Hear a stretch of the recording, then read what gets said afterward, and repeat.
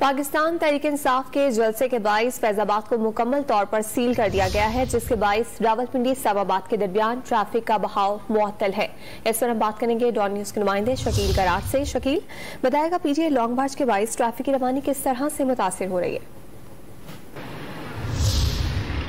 यहाँ रावलपिंडी में पीटीआई के चेयरमैन इमरान खान के जलसे की सूरत हाल इस वक्त इस्लामाबाद ये है कि फैजाबाद पुल जो है वो मुकम्मल तौर पर बंद है और आज फैजाबाद पुल के ऊपर रेंजर्स के साथ साथ एफसी के एहलकार भी तैनात किए गए हैं और इस्लामाबाद पुलिस के भी हैं।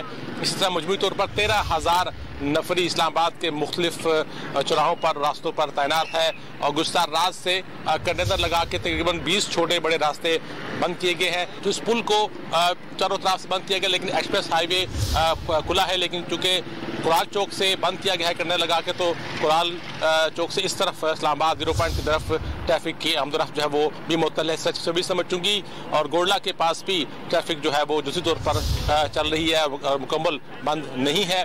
तो इस तरह मरी मुजफ्फराबाद से आने वाले लोगों को भी फैजाबाद के करीब और रावल चौक से जो है वो डायवर्शन दी गई है। इस्लामाबाद पूरे में हाई अलर्ट चल रहा है और तमाम चीज़ों को बड़थावली उसको निगरानी की जा रही है और मुसलसल राब्ते किए जा रहे हैं। खासतौर पर जब इमरान खान की आमद होगी तो उस वक्त सिक्योरिटी को मजीद सख्त कर दिया जाएगा।